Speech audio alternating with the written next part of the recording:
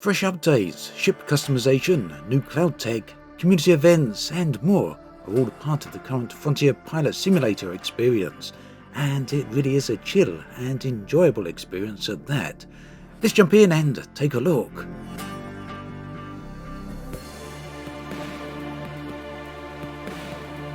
For those of you who may not have seen this before, Frontier Pilot Simulator is, to all intents and purposes, a freight hauling sim, using advanced futuristic ships rather than trucks. There's also many other features and missions involved that help flesh out the gameplay somewhat. Recently, developers Razer reached out to me and asked if I would take a look at the latest updates in this sponsored video, and it turns out there has indeed been a decent number of updates added. It's a game then that continues to evolve. Now, the game is currently discounted by 21% over on Steam, and you can find a link in the video description. Do go check it out. As I discuss some of the latest updates, you can see some of my gameplay sessions in the background. The ship I'm flying currently is the Scarab. It's the ship you start out with and basically the smallest ship. The idea is to pick up goods at one location and deliver them to another for profit. The flight mechanics factor into all of this, keeping the experience fun and smooth. The VTOL flight system is actually a very pleasant one to use, and additionally there is the ability to switch between VTOL and plane mode, which is something I'll have to be having a look at a little bit later. Talking of ships, Razer recently added some ship customization into the game. It's now possible to change the appearance of the ships to suit your own tastes, and this includes changing the colours of the fuselage as well as separately setting the colours of the trim. It's a nice touch.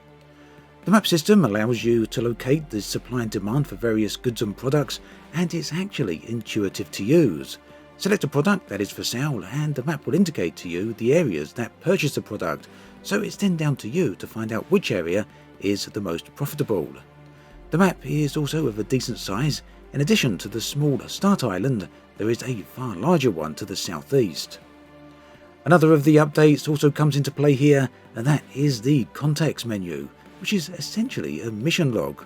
From here you can locate available missions such as passengers to pick up, and when it comes to transporting passengers you will find that they are certainly somewhat of a different type of challenge, as their requirements are more often than not time dependent, meaning you will have to deliver them as quickly as possible and do so safely as well.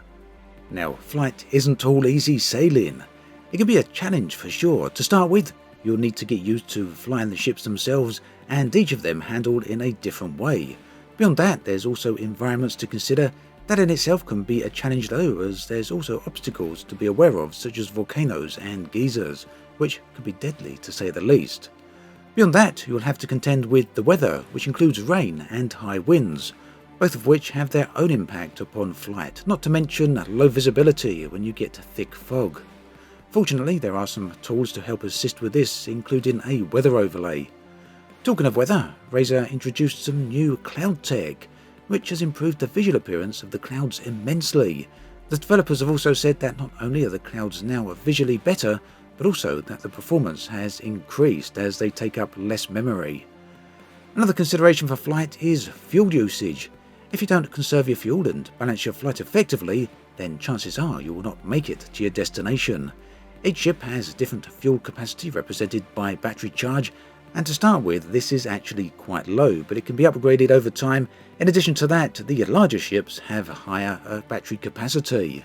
But keep in mind, the heavier your ship, the more cargo you carry, the more you'll have to use your thrusters, which in turn means a greater battery usage. Fortunately then, the batteries can be recharged at bases.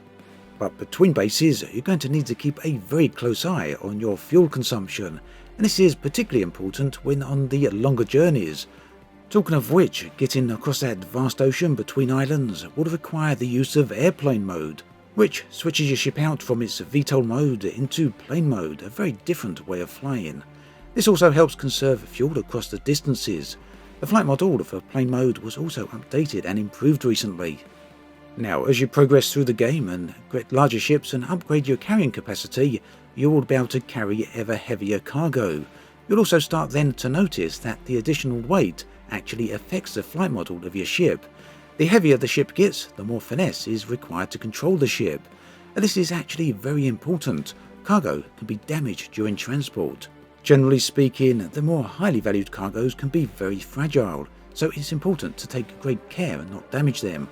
On the bottom right of the screen there's an indicator that shows you how your flight is affecting the cargo.